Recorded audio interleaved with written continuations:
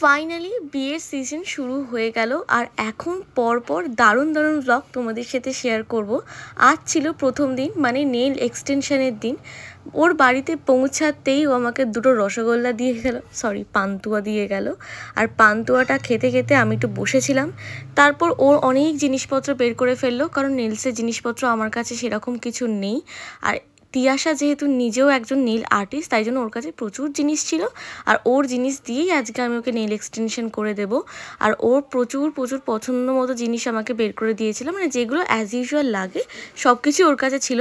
আর ওর নখের অবস্থাটা একবার দেখো, দাঁত দিয়ে নখ খেয়ে খেয়ে নখের একদম 12টা বাজিয়ে ফেলেছে। এটাকে যে কিউটিকেল কী করে পুশ করব, কী করে রিমুভ করবো, আমি নিজেও বুঝতে পারছিলাম না। তারপর ভাবলাম না, বেশি ঘষাঘষি করে লাভ নেই, রক্ত বেরিয়ে যেতে পারে। তারপর আমার শেপ করা নেলের একদম ডান হয়ে গেছিলো, জেল অ্যাপ্লাই করাও একদম ডান হয়ে গেছিলো। আর এখানে আমি না একটু নাটক করছিলাম, মানে আমি একটা বিদেশি নেল আর্টিস্টের ভিডিও দেখেছি, মানে ফানি ভিডিও দেখেছি। ওখানে এই নেল আর্টিস্ট না এইরকম বিহেভ করছিল, লাইক কি হয়েছে, কেন এই টাইপের বিহেভ করছিল। তো আমি একটু করার চেষ্টা করছিলাম, মানে একটু জাস্ট চোখটা ঘুরিয়ে ঘুরিয়ে দেখা, মানে নাটক করা যাকে বলে। এখানে আমার প্রপারলি নাটক করা কমপ্লিট হয়ে যাওয়ার পর তোমাদের একটু মিরর সেলফি দেখাচ্ছিলাম। মানে এখন তিয়াশা একটু গোছানো গাছানো করছিল, তাই জন্য আমি বললাম নিজেকে একটু দেখিয়ে দিই। আর আজকে আমার এখান থেকে একটু বেরোনোরও কথা ছিল, তো তোমাদের সাথে সেটাও শেয়ার করব। আর এইখানে আর কি সমস্ত কিছু টেবিল ফেবিল পাতা হয়ে গেছিলো। তারপর ফাইনালি এলো আমাদের ব্যাকড্রপ, মানে নেলসের ছবি তোলার যে ব্যাকড্রপ সেইটা। আর এই জিনিসটার ওপর হাত রাখলে হাতগুলো যে এত সুন্দর দেখতে লাগে আমি জাস্ট বলে বোঝাতে পারবো না, বিশ্বাস করো ভীষণ সুন্দর লাগে। আমার এই পচা পচা নখগুলো দেখতে কত সুন্দর লাগছিল। তারপর অ্যাপ্লাই করা হলো কিউটিক্যাল অয়েল। নেল এক্সটেনশনের ক্ষেত্রে কিউটিক্যালের ওপর প্রচুর প্রেশার পড়ে, এদিক ওদিক চাপানো হয়, যার জন্য কিউটিক্যাল অয়েলটা ভীষণ দরকার। আর বাইরে না ফুলঝাড়ুর অ্যাড দিচ্ছে, ওই জন্য একটু আওয়াজ আসতে পারে। তো এই দেখো নেলসটা কত সুন্দর লাগছে। ও কিন্তু কোনো দিনও চায়নি ব্রাইডাল নেলস লাল লাল করতে, ও সবসময় একটু ইউনিক চেয়েছিল, মানে একটু নিউডের ওপর করতে চেয়েছিল। আর তোমরা অবশ্যই কমেন্টে জানিও যে নেল এক্সটেনশনটা কেমন হয়েছে, যদিও অনেক দিন পর করলাম। তারপর এই দেখো ও সুন্দর করে কফি বানিয়ে নিয়ে এলো, আমরা দুজনে একসাথে বসে অনেক গল্প করেছি, একসাথে কফি খেয়েছি। তারপর ও নিয়ে গেল ওদের বাড়ির ছাদে।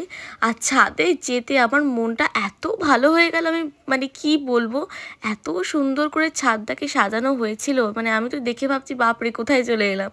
আর এই দেখো লাইটিংয়ে মানে সেলফি ভিডিও নিতেও কত ভালো লাগছিল, মানে চারিদিকটা একদম আলো আলো হয়েছিল। মানে একটা বাড়িতে বিয়ে হওয়া মানে একটা উৎসবের মেজাজ, সেটা মানে প্রপারলি বোঝা যাচ্ছিল। তারপর তোমাদেরকে একটু ভেতর থেকেও দেখালাম পুরো।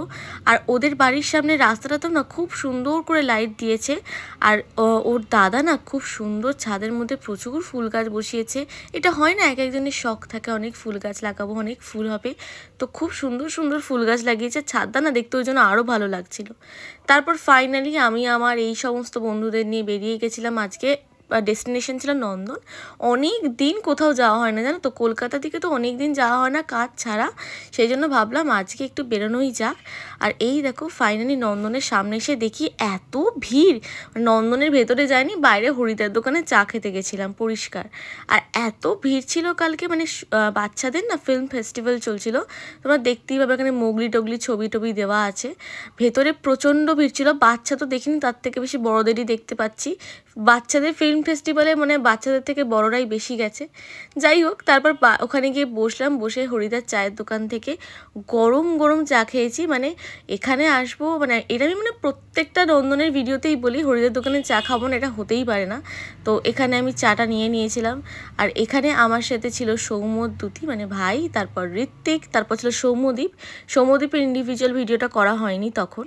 তারপর অনেক গল্প করেছি, অনেক গল্প করতে করতে প্রচণ্ড খিদে পেয়ে গেছিলো, যার জন্য ভাবলাম কিছু খাওয়া যাক। আর সৌম্যদীপকে বললাম যে ভাই এবার অন্তত একটা স্যান্ডউইচ খাওয়া। তো এইখানে আমাদের পাস্তা ডেফিনেটলি হচ্ছে না, অন্য কারোর পাস্তা হচ্ছিল। আর আমরা অর্ডার দিয়েছিলাম চিকেন স্যান্ডউইচ। আর চিকেন স্যান্ডউইচের দাম নিয়েছিল 80 টাকা করে। আর স্যান্ডউইচটার সাথে 2 রকম সস দিয়েছিলাম, মানে মেয়োনিজ আর সস, আর তার সাথে চিপস ছিল। আর খেতে কিন্তু হেভি ছিল। বাড়িতে এসে দেখি না বোনো বানিয়েছে চিকেন 65, যেটাকে খুব টেস্টি খেতে হয়, মানে ভীষণ টেস্টি খেতে হয়।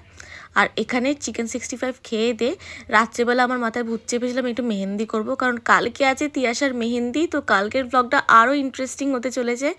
তো তার জন্য ভাবলাম নিজেও একটু প্র্যাকটিস করিনি, প্র্যাকটিস ছিল, তারপরে ভাবলাম একটু হাতে পড়ে নিয়ে, অনেক দিন করা হয় না। দেখা হচ্ছে নেক্সট ব্লগে।